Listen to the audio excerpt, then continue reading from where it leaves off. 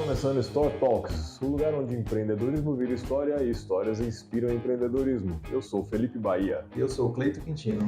E hoje estamos aqui com Denise Galoni, advogada formada em Direito com especialização em Direito Civil pela USP e proprietária de um escritório especializado em marcas e patentes. Denise, muito obrado por ter aceito o nosso convite e vir aqui bater um papo com a gente. Obrigada a vocês pelo convite. Denise, marcas e patentes é a sua especialização, né? E você montou um escritório recentemente, pelo que eu entendi, né? Por que montar um escritório de advocacia seu focado em marcas e patentes? Desde quando eu me formei, né, aproximadamente 8 anos, eu sempre me dediquei para trabalhar em outros escritórios. Mas aí, esse ano, vou fazer 30 anos, e aí eu fui pensando, olha, eu acho que eu preciso seguir o meu próprio rumo, já não me adaptava tão bem em questões que eu queria, em mudanças que eu via, que eu achava necessária. E alguns escritórios, né, principalmente aqui no interior, eles ainda têm uma mentalidade um pouco mais tradicional. Conservadora. Isso, conservadora, né? Como o próprio direito em si ainda é muito. Então eu senti essa necessidade de criar o meu próprio ambiente, tomar as minhas próprias decisões. E esse ano eu decidi empreender na área jurídica e montar o meu próprio escritório na área de marcas e patentes, que eu já atuo há alguns anos com isso, mas atuava de forma paralela, né? Às vezes em conjunto com os escritórios que eu estava e às vezes também em algumas demandas particulares. E eu tomei gosto, assim, pela matéria na minha pós-graduação. Tive um contato maior, que é uma matéria que a gente não tem muito contato no curso de Direito. Curso, né? Eu também decidi empreender e agora eu ajudo empreendedores, né? Porque o registro de marca, ele totalmente relacionado com isso. Ele diz muito sobre isso, porque a sua marca é a identidade do seu negócio. Então, eu acho bem legal, assim, ter essa trajetória agora e poder ver os dois lados. Agora você está olhando o outro lado da moeda, vamos dizer assim, né? Isso. Consigo, o que a gente sempre fala, né? Assim, no mundo dos negócios, eu consigo entender a dor do cliente. Então, isso é bem legal. Fica muito mais próximo. Fica. Do que na parte da execução. Isso. Eu anotei algumas perguntas aqui muito sérias sobre marca e patente. O que gera dúvida é que muita gente acha que o fato de ter a empresa registrada na junta comercial e ter feito aquela consulta inicial na JuSesp para razão social, o nome já é suficiente. Não tem nada a ver, né? Não, a razão social ela é uma questão que não está ligada à marca, né? Porque a marca, você só tem direito sobre a marca depois que você registra. Então, o INPI reconhece que é dono de uma marca a pessoa que registra primeiro. Então, por exemplo, se o empreendedor ele abre um CNPJ, escolhe a razão social, mas deixa de fazer esse registro no INPI, ele está deixando esse nome da empresa vago para uma outra empresa que for e acabe registrando primeiro.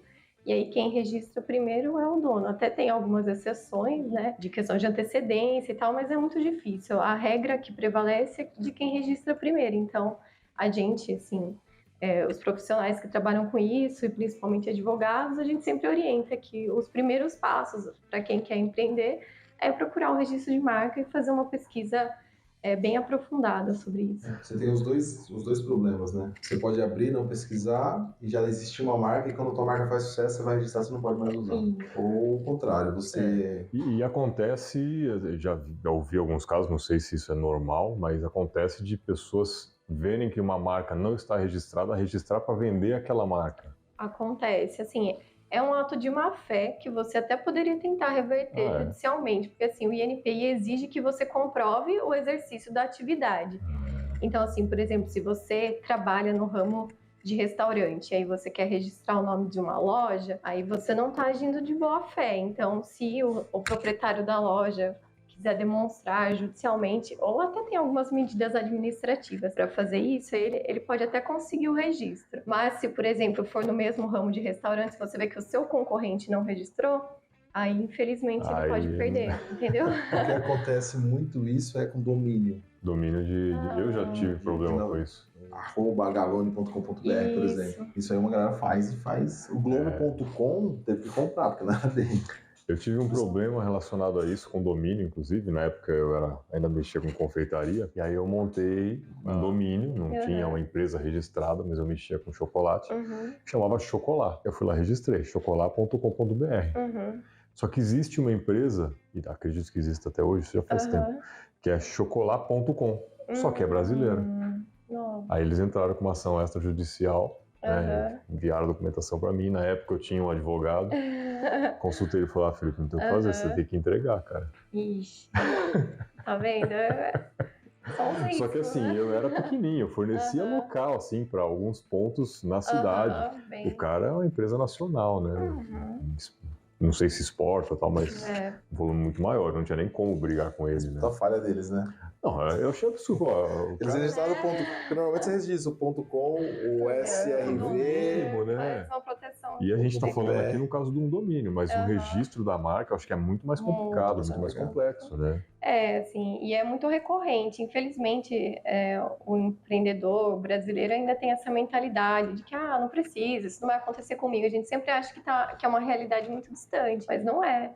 Então, assim, isso acontece com empresas grandes, mas com empresas pequenas. Uma amiga minha relatou que o amigo dela perdeu a cafeteria esses tempos atrás, porque ele já tinha colocado um nome que uma outra empresa já tinha o registro, e aí, assim, fica super caro você mudar a sua arte e mudar a sua identidade, porque as pessoas já te conhecem dessa forma, mesmo que você mude, né, alguma coisa, mas perde, né, assim, é o principal. Você perdeu a identidade, né? Perde a identidade, imagina, né? Então é super importante.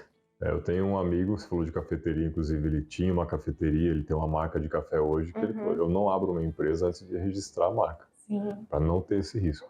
Porque... Aí tem que ser conservador. Depende, é o que ela está falando, né? Você registra, você pode correr o risco no futuro. Exato. Mas não é obrigado. Mas assim, mesmo que você fale, mas eu vou gastar um dinheiro registrando, mas é um ativo, você pode vender, né? As pessoas fazem cessão. Então, se de repente você registra um nome legal, e aí uma outra empresa daqui a uns anos tem interesse, olha, eu já mediei negociações desse tipo. Então, e assim, são valores legais, por exemplo, se a pessoa não está usando a marca, ou, sabe, já não faz muito sentido, e se um outro tem interesse, é uma venda legal de um dinheiro que você investiu há anos atrás, que é infinitamente menor do que o que você poderia ganhar com essa venda.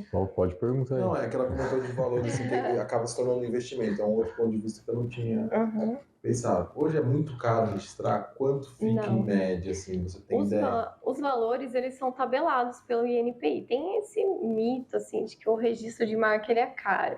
O que é caro é a qualidade do serviço, né? Você pode contratar, a gente vê, assim, profissionais oferecendo registro de marca por R$69. Bom, não paga nem a taxa do... Então, e assim, mas os valores, por exemplo, para você dar entrada numa marca, vai depender do enquadramento dela, se é uma limitada, se é uma MEI e tal. E aí tem o valor reduzido, mas em média R$140 ou R$160, depende da especificação que você vai colocar, esse é o valor inicial da taxa. E aí, durante o processo de registro, pode acontecer oposição, que é, por exemplo, se uma marca parecida com a sua, na mesma categoria, falar, eu não quero que essa marca seja registrada, porque o meu consumidor pode confundir. Então, tem essa oposição. Daí tem um valor para você fazer a manifestação contra essa oposição. Quando você faz essa abertura dessa solicitação, fica disponível por um período para que as outras empresas verifiquem isso. O INPI dá um prazo de 60 dias, né?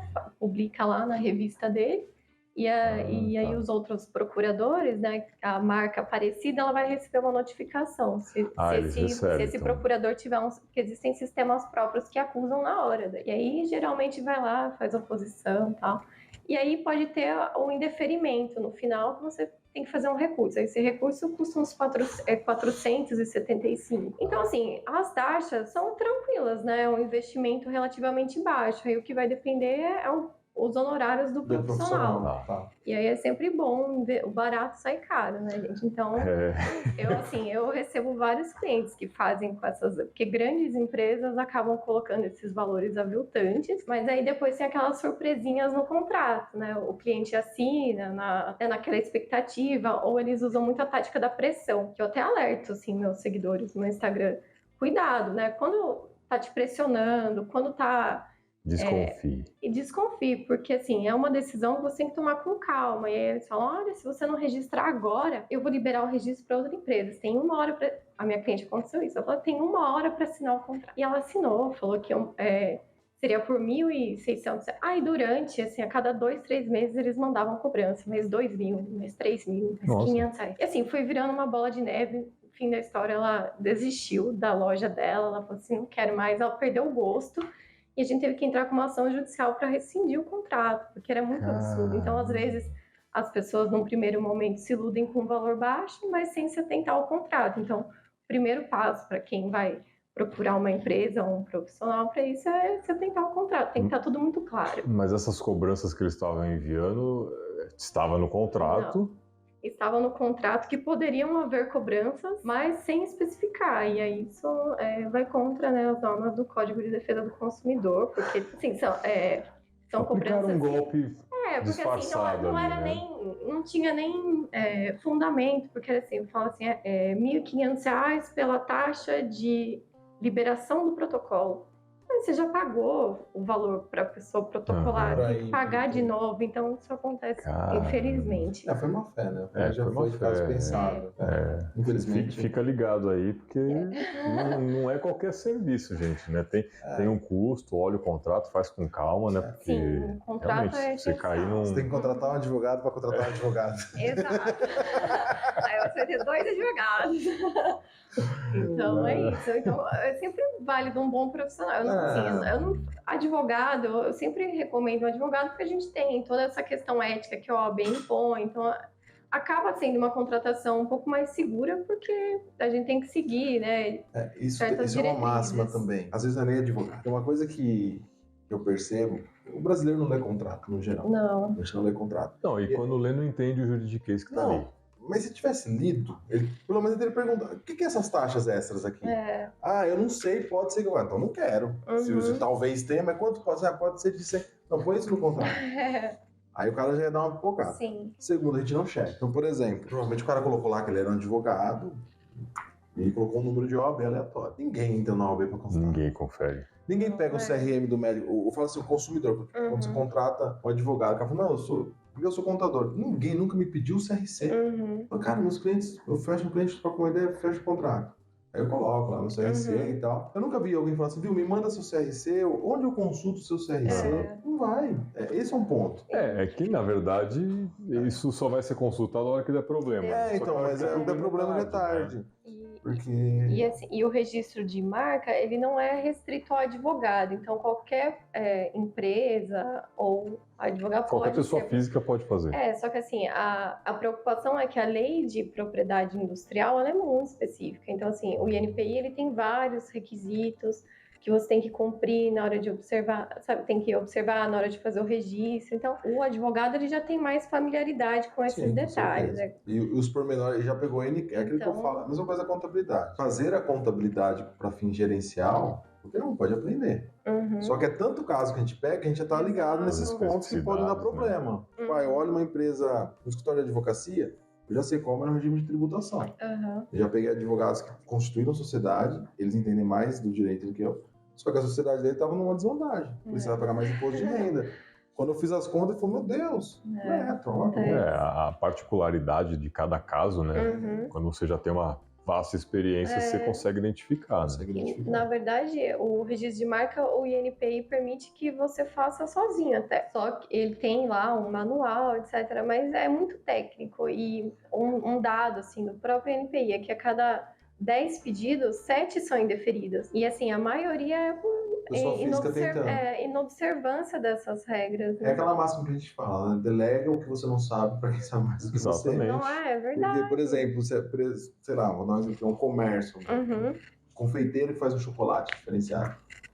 Você vai ler uma lei para fazer protocolar um processo. Não é receita de bolo, Miguel. Foca no teu negócio, que produz bastante bolo e paga o advogado. Não é seu core. Não é seu core. Não, e parceria é tudo hoje em dia, né?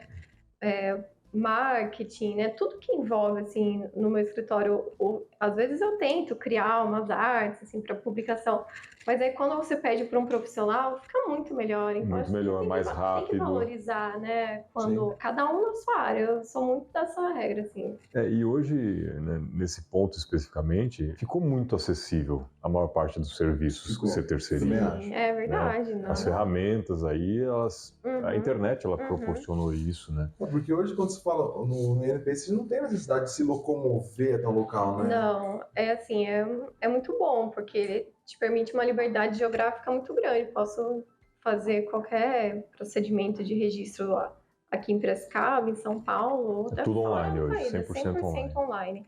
Até ouvidoria, assim, tudo eles respondem por e-mail, não tem nem telefone mais no NPI. Então é assim, é bem Muito bom. E eles são tranquilo. ágeis. São, assim, relativamente, né? Perante ao padrão Governo, né? Quando Não, você... se 60 dias fica aberto, 60 dias já é ótimo. Já é ótimo. Mas assim, os prazos internos, eles cumprem os 60 dias, mas o prazo, assim, para sair o registro, ele tem demorado em média um ano e meio. Nossa, é longo. Então é longo. Por isso que a empresa tem que se atentar a fazer isso desde o início, porque às vezes pode ser tarde demais. Se você, por exemplo, se eu tenho uma empresa hoje e eu deixo para fazer esse registro daqui 2 anos e em 1 ano e meio surgiu uma outra que foi lá e registrou, eu já perdi. Então, quanto antes, melhor. Ainda mais pela questão da mora, né, que vai levar. Então, certo é se apressar. Não corra esse risco. Não. Bom, a gente está falando aqui de registro de marca. A marca ela envolve diversos aspectos, né? E eu estou falando um pouquinho porque eu já entrei no site do NPI para tentar legal. entender um pouquinho também, né?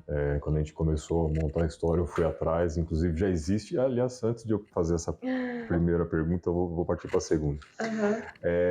Se são empresas de segmentos completamente distintos, você consegue registrar as duas? Ou tem que ter aspectos muito específicos para distinguir? Por exemplo, uma confeitaria e o outro é um escritório de advocacia, e os dois têm o mesmo nome. Você consegue registrar as duas marcas? Sim, daí chama de convivência, né? Porque se estão em categorias distintas, teoricamente o consumidor ele não vai se confundir. Eu não vou na sua padaria achando que eu estou indo no escritório de advocacia. Então essa é a premissa do INPI. Mas assim, grandes marcas, né? Marcas de alto renome ou marcas notórias, aí você já tem uma proibição. Por exemplo, marcas de alto renome, Barbie, Fusca. Aí você não pode abrir uma padaria da Barbie. Você não vai poder abrir a padaria da Barbie, porque é uma marca de alto renome. Todo mundo conhece em qualquer categoria, em qualquer segmento. Então tem essas pequenas restrições. Mais uma particularidade que tem que se atentar. Mais uma particularidade, E assim, parece brincadeira, gente, mas tem muito registro, assim, tipo, Marvel, iPhone, loja do iPhone. Não vai passar, sabe? E aí é o que a gente entrou. Às vezes a pessoa entra em contato com uma empresa, um profissional que não tem seriedade suficiente para falar, olha, cliente... Nem perca tempo. Né? Não vai dar, vamos tentar mudar. Por isso que é interessante, assim, para o empresário ter um acompanhamento com vários profissionais, né? Porque daí eu, como advogado, falo, a gente tem que pensar num outro nome. Daí ele procura alguém do marketing, fala, olha, vamos pensar, né, remodelar isso e tal. É então, interdisciplinar o negócio. Né? A empresa lá em si. Sim. Empresa, sim. Esse estava no radar. Uma outra dúvida que eu tenho, porque tem a marca, né? Por exemplo, Coca-Cola. O nome Coca-Cola. Patrocina mais Coca. Tem a Coca-Cola. Patrocina não. Só que... Não é saudável. Ei, cadê o dinheiro, velho? Pra mim pô. Eu tenho a geladeira cheia de Coca ali. Tem lá Coca-Cola. Mas não é só o nome Coca-Cola, tem todo uma logo, um estilo. Isso. Eu tenho que incluir a logo sempre ou... Não, existem... Vareia, como diz o pessoal. Vareia. Existem 3 tipos de opções para você fazer o registro, que é a nominativa, que é a mista ou a figurativa. A nominativa é só o nome, por exemplo, só Coca-Cola. Eu só escrevo lá no INPI, Coca-Cola. Não depende da fonte, não depende de cor, nada. A mista eu escrevo Coca-Cola e coloco o logo Coca-Cola com a fonte que eu quero, a cor que eu quero, e aí a minha proteção vai englobar o nome e a logo. E eu tenho só a figurativa, que seria, por exemplo, da Nike. Só aquela imagem. Não tem um texto. Que Então, geralmente, as marcas fazem a gente chama de proteção 360, que daí abrange tudo, né? Fica bem mais seguro, porque se você faz só a mista, que é o nome e o logo, se você muda o seu logo, você tem que fazer um outro pedido de registro. E aí, nesse meio tempo, se outra pessoa registrada e cria aquela confusão. Então, o ideal seria você fazer a nominativa e a mista.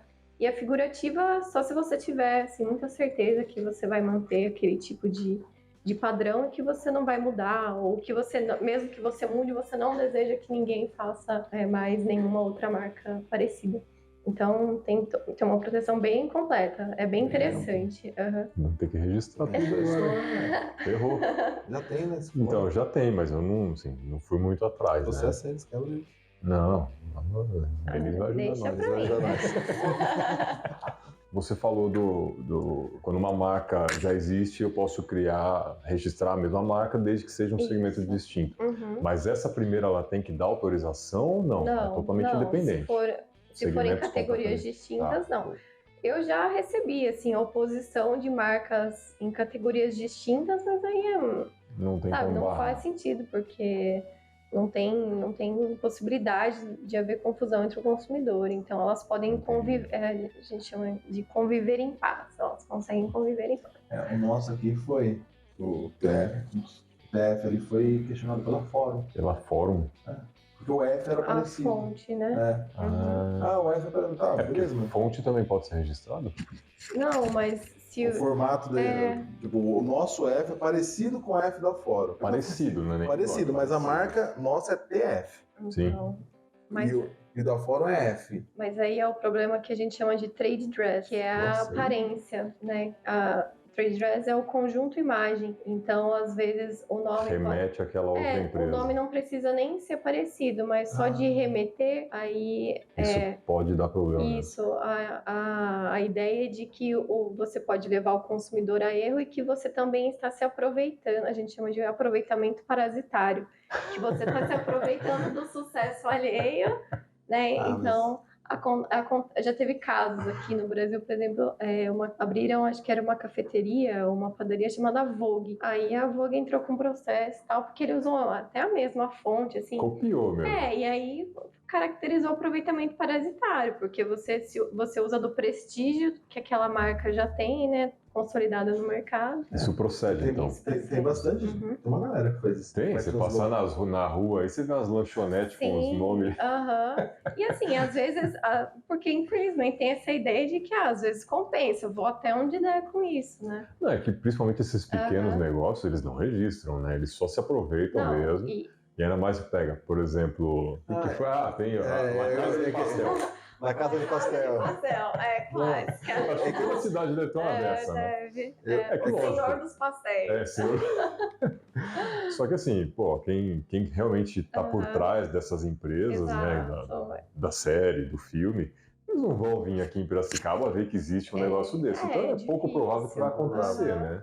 Não, mas esse aqui, eu quero que você comece a falar, você tem um que é um bar, que é Caixaça, e o cara escreveu... Com a mesma fonte da Caixa. Caixaça econômica. Meu Deus. Vem pra Caixaça. Aí ficou muito parecido, assim. Ele pintou de azul, tudo. O brasileiro faz criativo, né? O brasileiro já nasce formado em marketing. O trade dress, ele é muito presente, assim, em produto de limpeza. Esses dias mesmo, não vou dizer a marca aqui, mas eu fui no supermercado, meio com pressa, peguei um produto de limpeza confiante, que era aquele que eu esperava. Cheguei em casa. Era só parecido. Gente, era a mesma fonte, a mesma garrafa. E às vezes, assim, vai até onde dá, né? Porque depois a marca original entra, processo notifica, violento, entra com o processo. Mas quanto ele vendeu até lá? Então, acontece. Não, isso que você tá falando, realmente, eu já vi várias embalagens, não exatamente produto de limpeza, mas alimentício direto. Alimentício, Você das bolachas. Pega um biscoito lá que a embalagem é mais parecida com um biscoito de mais qualidade, a hora que você chega em casa não tem nada a ver, né? Você vai comer a sua gordura. É a Oreo, né? A Oreo é campeã, assim, de cópia. E a Maisena também. Eu já fiz uma publicação esses tempos no meu Instagram falando disso, que eu também comprei uma marca errada, achando que era. E eu cheguei em Foi casa... ludibriada. Minha irmã falou, mas nossa, que marca é essa que você comprou? Eu falei, é Maisena. Não é Maisena. E de fato, não era. E era uma marca registrada no INPI, mas como nominativa. E o nome não era muito parecido. Então, acho que acabou passando e aí Pegaram depois identidade visual, logo parecido. Então acontece, infelizmente acontece bastante. É raro, mas acontece sempre. É raro, mas acontece muito.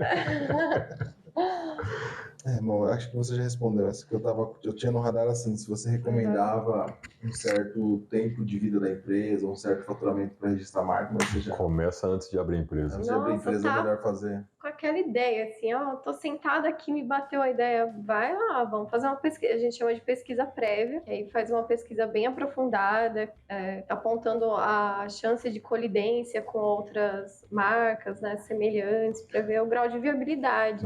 Quanto antes, melhor, né? Essa pesquisa seria só dentro do site do INPI ou você busca órgãos internacionais? Não, o INPI ele faz uma pesquisa avançada bem completa, mas também hoje existem sistemas que auxiliam, mas com base no banco de dados do INPI, mas com uma precisão maior, porque às vezes o INPI deixa passar um ou outro, ou entende que não é suficientemente colidente, mas depois você acaba recebendo lá uma oposição, então... É aí que entra o trabalho que você realiza e não você tentar fazer sozinho ou colocar num profissional mequetrefe aí, né? E tem uns macetes no próprio site do INPI também, que você tem que observar, porque senão você faz uma pesquisa muito superficial, e aí você vai lá, vai pesquisar e vai falar, nossa... tá tudo certo. E aí depois entra com o pedido e aí toma uma oposição ou um deferimento. Eu entrei no site do INPI, ele é bem confuso. Acho que não é um site intuitivo, nada intuitivo. Aí você vai lá, você acha onde faz a pesquisa, aí você coloca lá, ele traz algumas informações que você não sabe o que significa aquilo. Aí tem uma bolinha em vermelho, uma bolinha em verde. Cara, é bem complexo. Assim. Eu demorei um pouco para entender, vou ser sincero, até hoje eu não sei exatamente se eu tô certo ou não. Fazendo aqui? Mas eu dei uma fuçadinha lá, realmente não é prático. Vocês estão vendo a complexidade, ele não entendeu o site. Tirar a lei. Não, esquece a lei. Imagina. Isso é só para começar a pesquisa. Só o site você já não entende. Não, tanto que quando o Cleiton comentou, tem aqui a menina que cuida de marcas e patente, eu falei, cara, vamos falar com ela, porque esse assunto é muito legal, é muito importante. Né? Isso que você está falando, eu concordo plenamente. Você vê todas as marcas que estão passando aqui, acho que nenhuma delas é registrada, então você já tem vários clientes para abordar. Puxa a orelha de todo mundo. Legal. E vai fazer a diferença, porque a nossa não é. A nossa não é, mas assim, eu fui atrás e acabei, larga a mão, agora a gente vai resolver. E foi um dos pontos que realmente eu acho que me levou a falar pro Cleiton, não, chama ela que pode ser assunto interessante. Né, o legal... Aqui, um logo, que isso aqui pode ser registrado, né? Sim, tudo, dá para fazer uma baita proteção. Mas não tem que fazer sozinho. Como ela disse, 70% é rejeitado. Você pode estar nesse 70% e gastar dinheiro à toa. Porque não é barato. Às vezes eu falo isso para cliente meu de contabilidade, eu vou abrir empresa, eu vou sozinho. Não, vai. Aí para arrumar eu cobro mais. Exato. É sempre assim, não é? Não sei se você tem essa máxima. Também acho. Porque você meteu o logo, eu tenho dois trabalhos. Eu tenho que entender onde você errou, entender a resposta. É dois trabalhos. Corrigir o erro dos outros é a pior coisa que tem. Você não sabe onde está o erro. Nesse caso, talvez não seja tão complexo, mas você pega um sistema, programação. O programador errou alguma coisa, o cara que vai tentar analisar aquilo, forma de Excel. É mais fácil fazer do zero. Adoro pegar a planilha dos outros e fazer a minha. Você também está na mesma situação. Então, assim, não faz, terceiriza. Deixa para um especialista. Não é um custo absurdamente alto, é um investimento que você faz no seu negócio. O que significa aquele TM, aquele R, que estão sempre do lado de grandes marcas, principalmente? Isso tem a ver com esses registros? Não. No INPI você só vai... recebeu o certificado de registro, e aí acho que a marca, que agrega valor, né, você poder dizer que a sua marca é registrada, passa mais seriedade e notoriedade, então quando eles colocam aquele R ou TM, é só para indicar que aquela marca é regularizada, é registrada. Mas assim, não é um selo de validação, mas você pode usar aquilo lá. Você registra a marca, depois tem que registrar ela com R em cima. Com R, não. Seria demais. Vai que Brasil, é possível. putz, nem ideia de ler. Mas pode se utilizar. Pode. Não é obrigatório. Até eu já vi empresas que nem são e utilizam. Porque passa credibilidade. Passa credibilidade. Eu tô falando do cachaça, né? Brasileiro vai dar um jeito.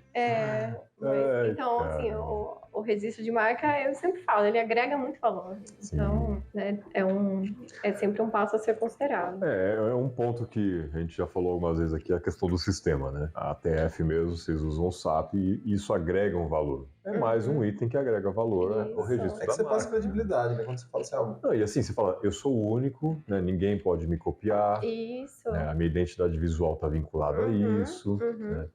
Realmente agrega bastante valor, principalmente se você pensa em abrir filiais ou franquear o negócio, eu acho que isso é fundamental. Se você pensa em ser grande, se você for aquele empresário que fala assim, não, eu só quero viver. Mediano, né? Agora, assim, você impede, imagina, se você cria uma marca legal, vai vender um produto legal, você impede a sua concorrência de te copiar, assim, descaradamente, porque, claro, que a tendência é que as pessoas copiem aquilo que copiar o mercado está provando isso. Mas aí você tem como se defender, você tem vários mecanismos para buscar uma reparação. Por conta disso, você pode exatamente abrir um processo para buscar uma reparação, porque usou de má fé, se aproveitou do meu nome, né? Isso. Você pode ser ressarcido por isso e, inclusive, impedir que sua empresa deixe de existir, como você comentou no começo, né? Acho que esse é o maior risco, né? Acho que esse é o maior risco, exatamente. O cara te derrubar depois. Uma outra questão. Quando eu vou fazer o registro, ele fica vinculado a quê? Ao CPF do sócio ou ao CNPJ da empresa? Fica a critério. Você pode fazer com o CPF ou com o CNPJ. Eu já fiz de empresas que estavam, empresas que seriam empresas, né? A ideia estava no estágio muito inicial e o sócio ainda não tinha nem aberto um CNPJ. E aí ele falou, posso fazer no meu CPF? A gente foi lá e fez o CPF. E aí depois que a marca foi deferida, ele já tinha aberto o CNPJ, a gente fez a cessão do CPF para o CNPJ. E pode fazer o contrário também. Se você tinha um CNPJ e por algum motivo você quer passar para o seu CPF, é só fazer uma cessão também. Isso é bem tranquilo, chama transferência de titularidade, só paga uma taxinha. Muito no INPI tem que pagar uma taxinha. Qualquer coisa no governo tem que pagar uma taxa. Mas é um valor bem acessível e é bem tranquilo para fazer. Então, assim, o empreendedor ele não precisa ter medo de falar, mas eu não tenho uma empresa ainda, não tem nada consolidado. Tá com a ideia? E ela é boa e você tem essa intenção de formalizar? Já vai atrás do registro, porque depois essas questões são fáceis de serem resolvidas, né? Cara, eu fico pensando aqui, tem lá, criei minha marca, registrei no CPF, vendi minha empresa, a marca é minha, não vendi a marca. Você vai ter um problema. Não, porque assim, dependendo de tiver o contrato... A empresa, né? Mas... de certa forma... A empresa custa isso, a marca... A marca está vinculada. Mas não, vai estar no contrato, vai estar no contrato. Porque isso, a marca faz parte da negociação. Sócios. Às vezes o cara só quer sua carteira de cliente, ele não quer a sua marca. Acontece. Por exemplo, sócio. Não, vai lá, registra. Não, põe no seu CPF mesmo, depois a gente vê. Aí não passa pro CNPJ, esquece, passa 5 anos de empresa, 10 anos, a empresa é consolidada, o sócio, eu quero retirar e a marca é minha. Meu amigo, cuidado, melhor pôr no CNPJ. Consigo fazer um registro compartilhado com os sócios? Consegue, para várias pessoas. Quem faz muito isso é banda, né? Banda consegue registrar o nome e aí eles colocam cotitularidades. Interessante. Então, temos solução para quase tudo. Legal. Porque é uma situação, porque é verdade. Tive uma discussão, uma situação com quero romper a sociedade, com a marca no nome do cara. É verdade. Te vendo minha parte. O te vender a parte ainda ok, né? Você vai ali negociar, mas e quanto vale a marca? Sim. É verdade. Porque uma empresa, assim, você fala assim, tem empresas que o negócio vale porque ele fatura X, e aí eu tenho N formas de fazer o valuation, mas eu chego lá com base no faturamento, basicamente. Mas quando você fala, por exemplo, vou usar exemplo de grandes marcas, Apple, não é só produzir celular, não. Hoje é um conceito. Nike, Apple, a marca tem muito valor, não é só o faturamento. Essas eu acho que tá tudo certo, né? A Apple tiver registro. Não, verdade, eu vi isso. Eu não sei se foi a Apple, não sei, porque tem um negócio que é nacional. A Gradiente, né? Teve eu acho que foi com a Gradiente que aconteceu, a Apple e a Gradiente. Não sei. Não, esse também, esse é um outro caso, mas teve um caso, eu acho que a empresa tinha registrado no país de origem, porque o INPE é só nacional. Quando eu registro minha marca, mundial. Marcas comuns, né, elas têm validade só no Brasil, mas aí marcas de alto renome e marcas notórias, elas têm, mesmo internacionais, elas têm validade aqui, e mesmo que elas não tenham registro aqui. Então, eu acho que foi essa treta. Então, marcas notórias brasileiras também têm validade lá fora. Não, só se elas... Brasileira? Não, mas só se fizer parte do protocolo de Madrid. E aí, os países que forem adeptos ao protocolo de Madrid reconhecem a marca. Reconhecem. O Brasil não faz parte. O Brasil faz. Faz, ainda bem. Não, porque assim, acho que o rolo foi esse. Tipo, era uma marca de grande renome. E aí registraram no Brasil, não sei o que se passou, como foi a treta. E depois, quando chegaram no Brasil, o cara tentou, não, você não vai abrir porque essa marca é minha. E o Gradiente também teve um problema aí. Teve. Qual que é a história do Gradiente? Sabe? Eu não me lembro exatamente, mas era uma questão de registro, que faltava um registro específico. Do iPhone. Era isso. Acho que o termo iPhone não estava registrado. E aí a Gradiente meteu louco. Spoiler, o iPhone é meu, né? Não dá. Não dá, tipo, você fala... Se os grandes metem o louco, você imagina os pequenos. Não, só para deixar claro que já existia o iPhone, no Brasil não tinha o registro do nome iPhone, e a Gradiente foi lá e registrou. Aí a Apple veio com tudo em cima. Aí não dá, né? E ganhou. Porque quando... É uma marca notória. Até assim, para empresas mais comuns, assim, por exemplo, se... Existem algumas exceções, né, na lei de propriedade industrial, por isso que é sempre bom, às vezes, consultar um advogado ou um especialista, que você fala, olha, eu queria registrar minha marca, mas já tenho uma empresa com esse registro, mas eu atuo há mais tempo do que essa marca.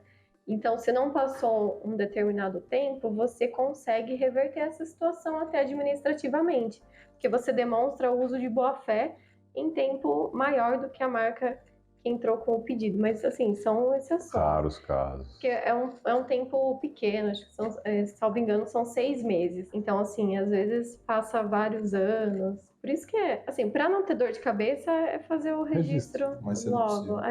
A treta da Gradiente foi o seguinte, em 2000 ela pediu o registro de Gradiente iPhone, com I maiúsculo, para incluir no portfólio. Só foi concedido em 2008. Você vê, a Gradiente demorou 8 anos para receber a resposta. A Apple lançou o iPhone em 2007, mas só pediu em 2013 a nulidade do registro da Gradiente. E aí ficou a treta. Uma porque o iPhone era com I maiúsculo, Gradiente iPhone, mas não, o iPhone vai confundir. E aí, o que a gente está falando aqui...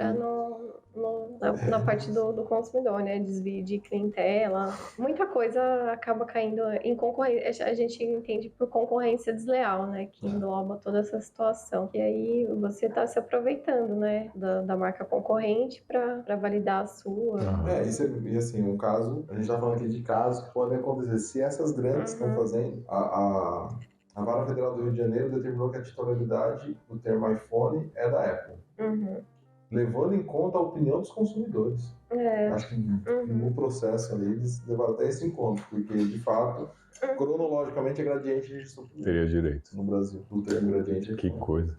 Aí a importância, né? Olha a dor de cabeça. Olha a dor de cabeça. Mesmo solicitando o registro, eles ainda perderam. Aí eu faço a pergunta, adianta registrar mesmo? Não, gente. É que isso aqui é um caso muito específico. Não, é muito específico, mas é interessante. Tem 10 casos como esse. Né? Mas assim, é uma situação que, tipo, Gradiente iPhone confunde com iPhone.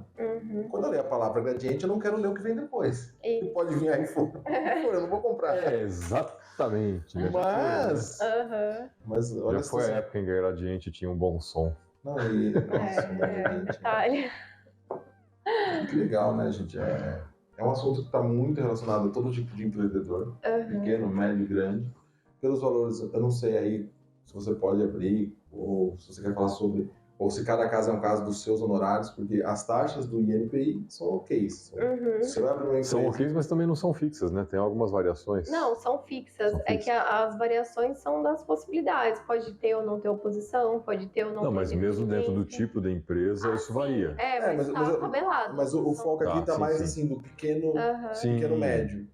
Pequeno micro, o MEI. Eu criei uma loja de celulares aqui, sou um MEI, e achei meu nome legal, fiz todo o trabalho de desenvolvimento de marca. Compensa registrar? Compensa. Compensa. Porque é acessível, antes de você começar a desenvolver tua marca, já contrata.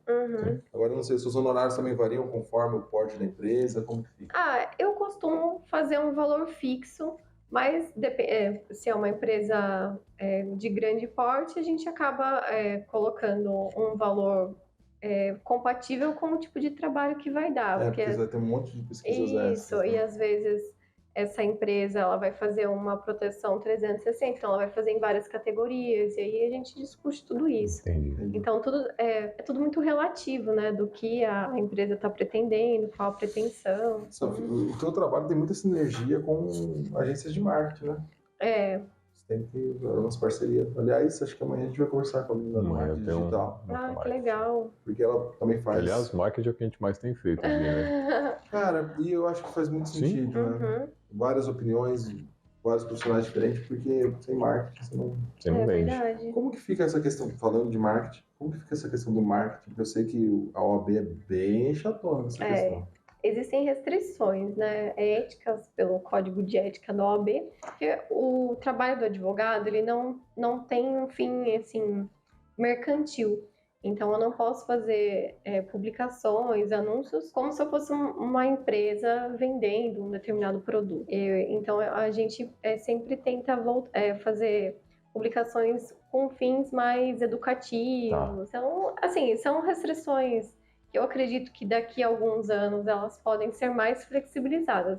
De uns 2 anos para cá ainda houve uma boa flexibilização. Hoje a gente já pode fazer anúncio no Google Ads, essas coisas assim, que antes era um tabu, não era regulamentado. Então hoje a OAB já permite, mas desde que você tenha esse caráter mais educativo e não meramente mercantil.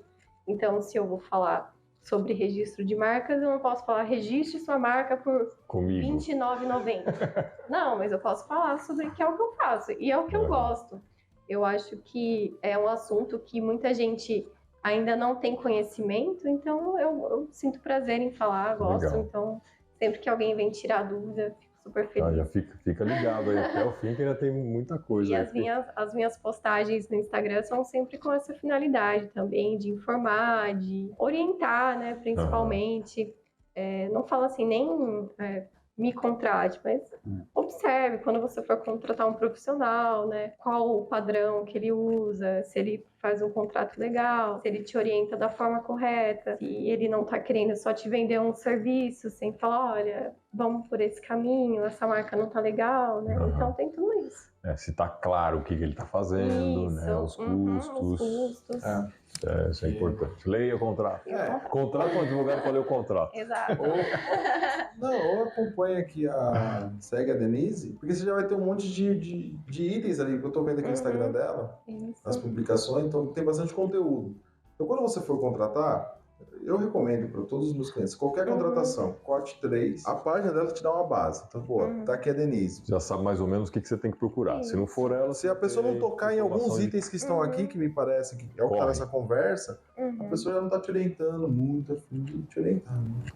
E vale para tudo, né? Porque se a pessoa está tentando te esconder ou está fazendo pressão para você aceitar alguma coisa tá errada, né? Repense, porque essas decisões são muito importantes, Você não sabe a dimensão que o seu negócio pode ter, né? Ele pode ser um negócio da sua vida, pode dar muito certo. E aí você vai colocar você vai colocar o seu futuro nas mãos de uma pessoa que não tem a seriedade que você tem. Então isso é essencial. E o caso que você contou, não sei se estava gravando, você comentou, o transtorno foi tão grande que a pessoa desistiu. Perdeu a vontade, né?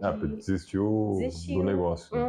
E é uma pena. E quantas dessas pessoas, infelizmente, acabam acontecendo a mesma coisa. Sim. E às vezes até isso, assim, acontece, né? Essas empresas, elas têm esse tipo de marketing tão agressivo e desleal que às vezes a pessoa confunde e acha que todo profissional vai tratar da mesma forma, mas não é por isso que é importante o que o Cleiton disse. A gente tem que esse trabalho educacional ele é muito importante em todas as áreas, né?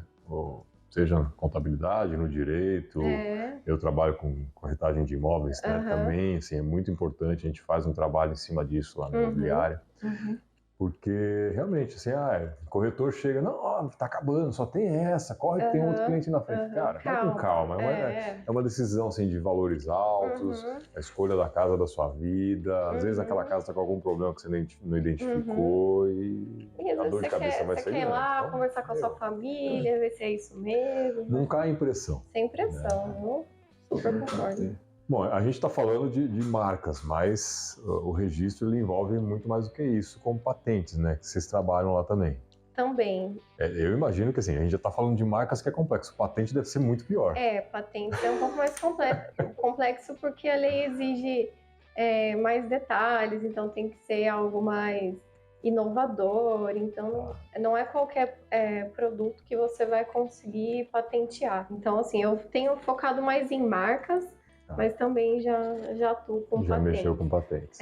E aí patentes não é aconselhável mesmo a pessoa tentar patentear algo sozinha. Pela complexidade da lei, até para os profissionais. Assim, né? Porque patente, tem que ser bem detalhado. Porque a patente, assim, eu não sei. Patente eu consigo, quando eu falo de patente, se for um produto inovador, criei algo aqui. Eu consigo patentear a ideia ou eu tenho que ter, tipo, protótipo físico para apresentar alguma coisa? Tipo, inventei um celular novo. É que patente pode ser de produto físico, pode ser de produto digital, software. Tem que ter algo, não sei como funciona. Tem que ter algo concreto, né? Tem que existir. A ideia não pode ser. Tem que ter um protótipo, assim. Eu não posso dizer, eu acho que eu posso fazer um programa que faz isso aqui, não. Tem que trazer o código, tem que trazer porque daí... Não faz sentido, né? Eu posso registrar qualquer coisa. Abrangente. Entendi. É mais complexo ainda. Fica nas mãos. Denise, você... Agora vamos migrar um pouco. Acho que de patente vocês já aprenderam legal aí, né? Já concluíram que não dá para entender, contratando. Volta na marca. Volta no começo. Você está com o escritório. Como é empreender na advocacia? Porque a imagem que eu tenho, às vezes, do advogado é que ele fica muito amarrado àquele padrão conservador antigo que você comentou. Você busca novas ferramentas de empreendedorismo ou você vai ainda no padrão mais antigo? Como que está sendo essa realidade? Porque eu imagino que no escritório você trabalhou, tinha um perfilzão. Isso. E aí você ficava, tipo... como foi a sua disrupção? Saiu do convencional. Abriu o escritório. Para fazer algo diferente. Olha, o primeiro escritório que eu trabalhei, ele era assim, bem moderno para a época. Os sócios tinham ideias bem legais e eu aprendi muito, assim, sou muito grata a todos eles. Mas ainda a forma de lidar e tal ainda era convencional. Por exemplo, a gente tinha que cumprir um horário, né, das 8 às 6, por exemplo.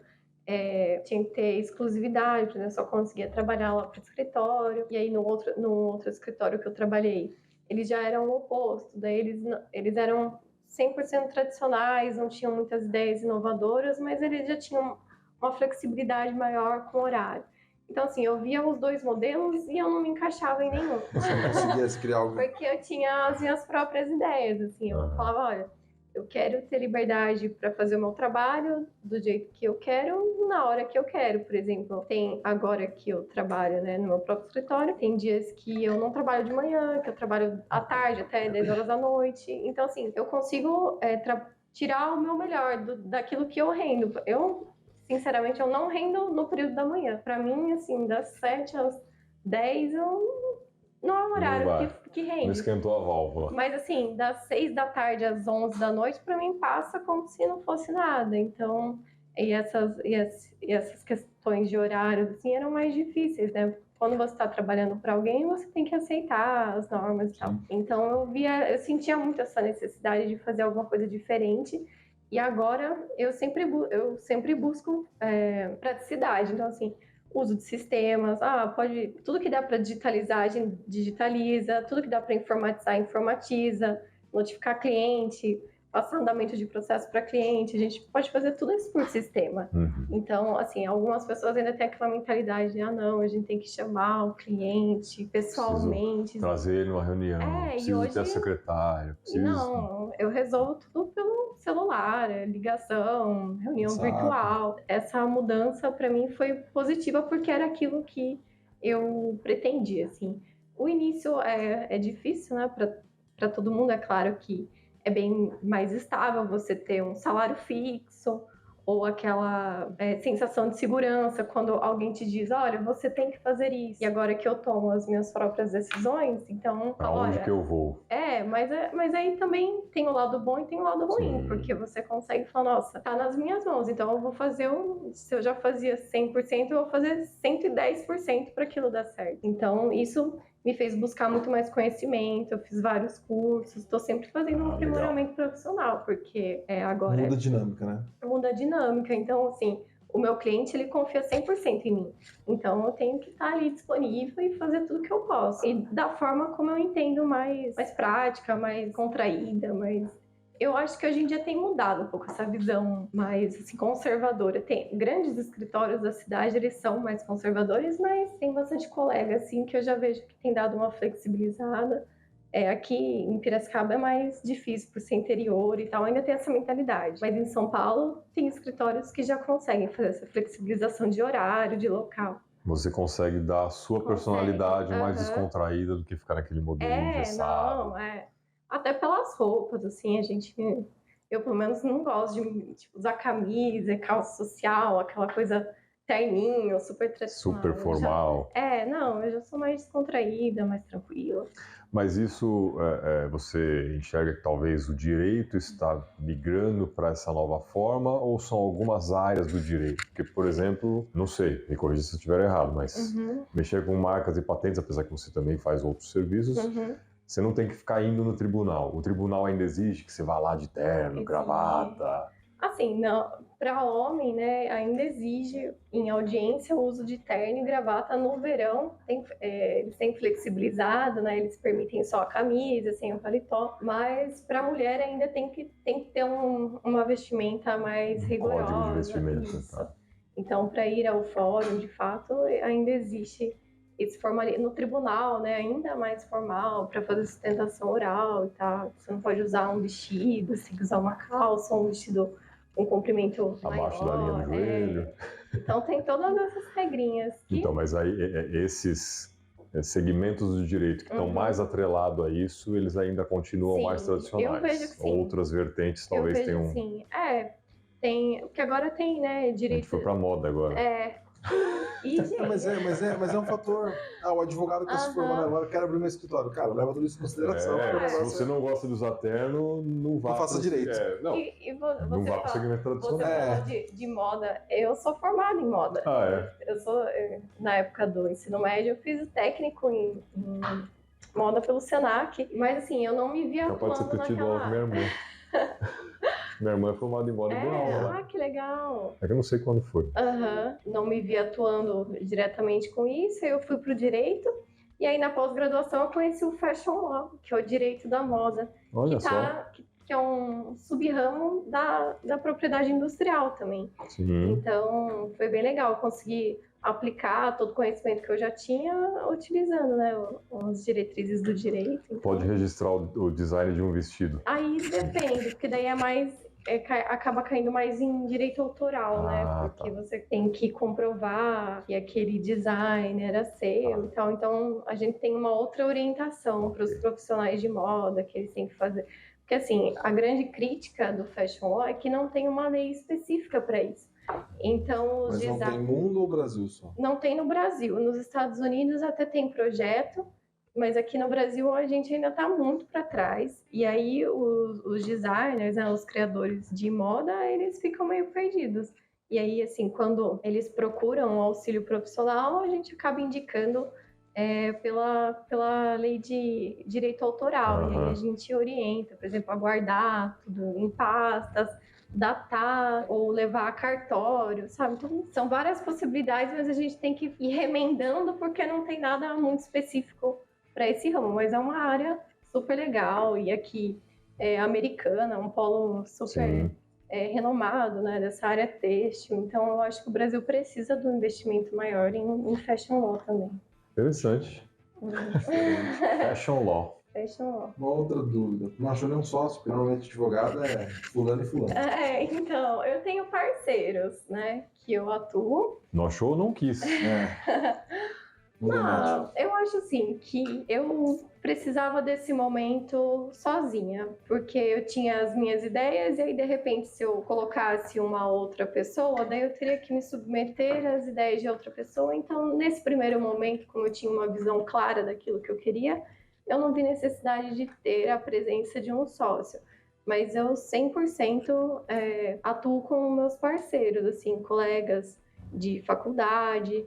Meu namorado também é advogado, tem um escritório, tenho vários amigos que a gente troca, né, indicação. Tá no meio, né? Tá no meio, aham. Tá, você falou que preza muito essa liberdade e essa flexibilidade, principalmente de horário. Uhum. Hoje você já tem funcionário? Não. Hoje quando você tiver os funcionários... Nossa, meu sonho, porque daí... Você vai fornecer esse benefício para eles? Sim, com certeza. Eu acho assim, aquela frase, né, parece clichê, mas... eu acho que faz muito sentido e é o que eu sempre tenho em mente. Seja a mudança que você quer ver no mundo. Então seria hipocrisia minha sair dos escritórios que eu estava e montar um escritório próprio com essa mentalidade. Aí o primeiro momento que aí eu falar, não, eu quero você aqui 100% todos os dias. Eu acho que não. Assim, entregando aquilo que eu preciso, eu não vejo necessidade de estar ali na minha frente, de eu ficar conferindo. Porque assim, eu já trabalhei em empresa, que eu estava em home office e a pessoa ficava a cada 5 minutos me ligando, perguntando alguma coisa, para ter certeza que eu estava trabalhando, sabe? Não precisa disso. A partir do momento que você é adulto, que você assume responsabilidades, faz o seu, eu faço o meu, se não tá dando, beleza, cada um segue seu caminho. Eu acho que isso é com certeza o que eu gostaria de implementar. Eu gostaria de, por exemplo, empregar mães, né? Eu tenho amigas que são mães, advogadas, e é difícil você conciliar essa rotina. Então, às vezes, a mãe consegue trabalhar, 4, 5 horas por dia, mas num horário que não é tão comercial. Então, eu como profissional, e espero no futuro como chefe, não teria esse tipo de problema. Chefe não, líder. Líder, isso. Boa. Felipe muito fala. Como que fica essa questão? Eu não pesquisei, porque quando deu a pandemia e deu essa questão do home office, implantaram assim essa ideia efetivamente, eu nem acompanhei muito funcionário, já não era funcionário. Mas como que fica a questão de infraestrutura, por exemplo? Eu contratei uma funcionária. Fiz a entrevista aqui, não conheço a pessoa ainda efetivamente. Óbvio que você parte do princípio e tal. Vou entregar um notebook para essa pessoa, sou obrigado a fornecer um notebook, sou obrigado a fornecer uma cadeira. Você tem noção disso? Você consegue? Assim, eu fiquei curioso agora de aleatório. A minha especialidade não é direito do trabalho, tá? Amigos trabalhistas me corrijam, mas pela CLT, se você, né, como empregador, você é obrigado a fornecer as condições de trabalho para o seu empregado. Então, se ele vai usar a internet, você tem que custear a internet. Se ele vai usar o computador, você tem que custear o computador. A gente sabe que isso não é bem a realidade, né? Porque eu penso num notebook. E, gente, não é nem assim, é de ordem prática. Por isso que durante a pandemia os juízes botaram umas internet de valores absurdos na casa deles. Você viu essas notícias? Não vi. Essa parte eu não vi. Cara do brasileiro. Aconteceu muita coisa nessa pandemia. Onde tiver uma brecha, o brasileiro tá dando jeito. Porque eu penso assim, um notebook hoje, R$3.000, R$2.000. 3 mil. Difícil achar uma coisa que preste abaixo de R$3.000, ok. No escritório estamos de segurança. Eu contratei a pessoa aqui agora. Por mais que seja formada, é uma pessoa que somente um estagiário. Pô, vou dar um notebook na mão do estagiário para ele levar para casa. Ai, que medo. Tem que confiar, né? Aí você vai no... Não, cara, vai. Porque se quebra. Vai um contrato, ela é responsável por aquilo, né? Mas aí eu penso nisso, assim, na ordem prática da questão. Se eu contrato um advogado, beleza, o salário do cara já tá ali compatível, um notebook de R$3.000, tá dentro. Ok, estagiário de R$1.500.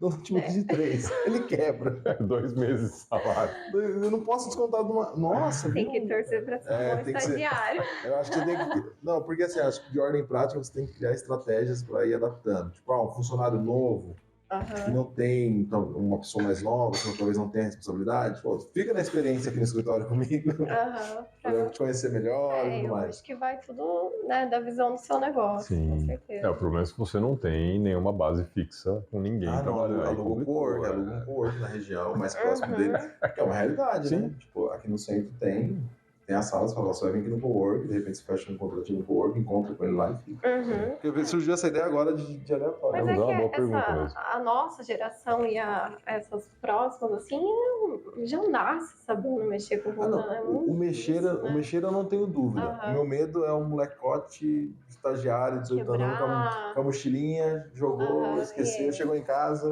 tá lá em casa. Tá no ônibus, alguém levou embora. Tá aqui tomando o leitinho dele de manhã com Nescau do lado, o gato passa. Deve ser muito engraçado. Mas isso que você falou faz sentido, porque assim, às vezes o risco de estar aqui é minimizado porque você tá vendo, mas aí na hora de ir embora, pô, fui assaltado, aconteceu alguma coisa. Não, mas o assalto, ok, assim, eu acho que esses casos atípicos é mais uma questão de responsabilidade. Sabe? Tipo, fui assaltado, beleza, padrão, você vai fazer um boletim de ocorrência, não tem como o cara. Daí também o cara é muito mau caráter, né? Você fala, pô, simulei um assalto. Aí pode dar até problema pra ele, mas só é responsabilidade mesmo. Porque eu tenho um filho de 14 anos. Tá, o computador Eu falo com os funcionários, eu preocupado com o filho. Não, é porque se a galera for, tipo, porra. João, assiste esse episódio, João. Ô, João, nossa, não tem cabimento, velho. Outro dia que eu gosto de computador. Você tá falando que você furou a bola do moleque, rapaz. Mas você tava tentando arremessar. Eu acertei a cesta, pelo menos. O computador dele tem uma parte de vidro, assim. E eu sempre falei, deixa isso fechado, pra não juntar pó, não sei o que. Você já entrei, o gato tava dentro da parte de vidro. Porque ele deixou aberto, o gato entrou, eu deitou lá. Ele ia ligar o computador com o gato dentro. Que o vento ia puxar, né? Mas o pelo no equipamento. Olha onde vai o assunto aqui. Não, se deixar aqui a gente viaja um pouco. É um assunto complexo, acho que a gente não abordou nem 5%, né? Nossa, é um oceano, né? Mas dá para ter uma noção, assim, que é importante ter alguém para auxiliar, né? A gente fala isso direto e reto aqui, não é só nessa área, mas aquilo que você não sabe, bota na mão de quem sabe, contrata um profissional especializado, que seja um funcionário ou que seja um terceiro para prestar serviço momentaneamente, né? Não, é muito segmento. Tem muita gente que passou aqui, presta serviço, assim, como o escritório. A gente está quase criando um ecossistema, né? A ideia é essa, né? Quando a gente montou a história, realmente a ideia é essa. Então, assim, o escritório Galone, né? Tá aí para prestar serviço. A Resolve Virtual da Letícia, presta um serviço fantástico, até a gente recomenda aí para você, caso venha precisar, que eles fazem BPO financeiro, terceirização de serviços administrativos, né? E entre outros aí que passaram aí, trocar o óleo do carro na Ponte Lube. Tem pra tudo. Tem, aqui a gente tá querendo...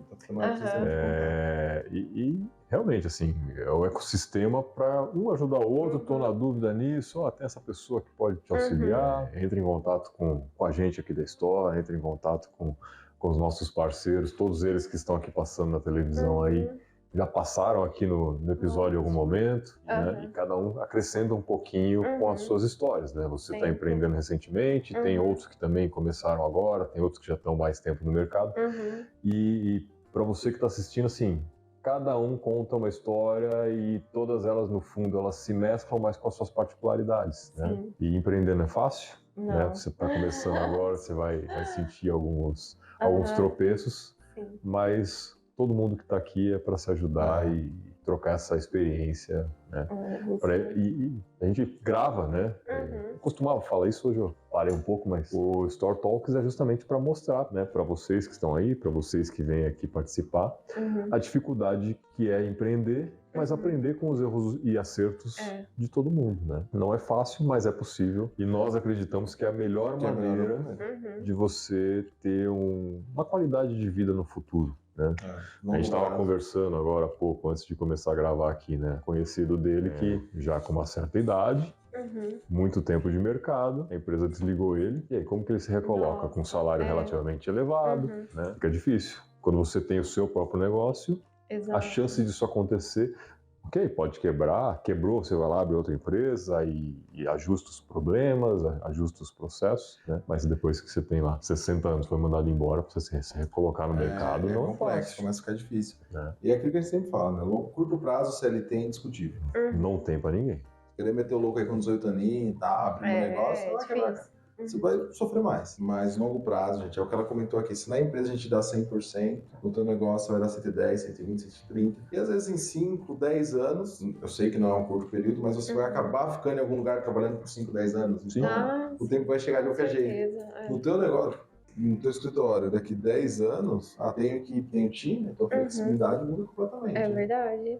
Não, é muito gratificante, assim, apesar de todas as dificuldades, eu não sinto mais ansiedade, por exemplo, No quando começo chega foi final... desesperador? Ah, sim, porque dá medo, né? Por mais que você, né, já atue há muitos anos nesse ramo e tal, tenha segurança, quando você está sozinho, você fala, sou eu, agora sou só eu. Agora né? eu tenho que fazer acontecer. Mas assim, eu não tenho mais ansiedade, né? Quando a gente é CLT ou trabalha para outras pessoas, às vezes chega final de semana, a gente fala, nossa, mas passa tão rápido, amanhã já é segunda, eu vou ter que ir lá, cumprir horário, fazer tudo isso. Hoje eu já tenho uma visão mais tranquila disso, porque eu já tenho a minha agenda, eu faço os meus horários, então... Já se adaptou, né? Já me adaptei. Isso que você falou, né, que vocês comentaram da idade, faz muito sentido, porque é uma falsa sensação de estabilidade. A gente sempre fala isso. A gente acha que vai estar naquele cargo para sempre, que a gente nunca é insubstituível, e aí do dia para noite acontece, né? E aí você tem que... E além assim, a gente fala, nesse caso específico, talvez esteja remetendo a ser demitido. Mas a empresa pode quebrar e não pagar seu salário. Né? Pode acontecer algum acidente e você não pode mais trabalhar. Tem vários fatores, não é um só, né? Sim. Faça suas redes sociais, seus contatos, como o pessoal pode bater um papo com você, se quiser registrar uma marca, saber um pouquinho mais do trabalho, como que eles fazem para te encontrar aí, né? Se a OAB não reclamar. Dentro do código de ética. Dentro do código de ética. Quem quiser saber mais sobre o assunto, né, de registro de marcas e patentes, quem tiver alguma dúvida, quem assistiu aqui e quer fazer alguma pergunta, pode me mandar direto pelo Instagram, é @DeniseGaloni. E aí vocês entram em contato, a gente vai trocando uma ideia. Se você tem interesse em fazer um registro de marca, lá tem várias dicas de como você pode proceder, então dá uma olhadinha lá e se tiver qualquer dúvida, pode falar comigo. Qual que é o Instagram? É @DeniseGaloni. Básico, simples. Básico, é isso. Botou ali, vai achar. Isso. Eu não consegui registrar o Cleito Quintino. Por quê? Já tinha? Pô, tem 2 Cleito Quintino? Nossa. Bom, Felipe Bahia tem um monte. Tem um monte de Felipe na Bahia. Já te ferrou. Mas isso, legal. Felipão. Nossa, Isso, foi Denise, bem bacana obrigado. mesmo. Denise, obrigado por ter vindo você. aqui bater esse papo. Né? Espero que você tenha prestado atenção e agregado bastante informação aí. Insisto, não tenta fazer sozinho. Né? Se não for com a Denise, que seja com um profissional qualificado, siga as recomendações dela aí. Né? E é isso, né? Não tem mais? Valeu, gente. Obrigada.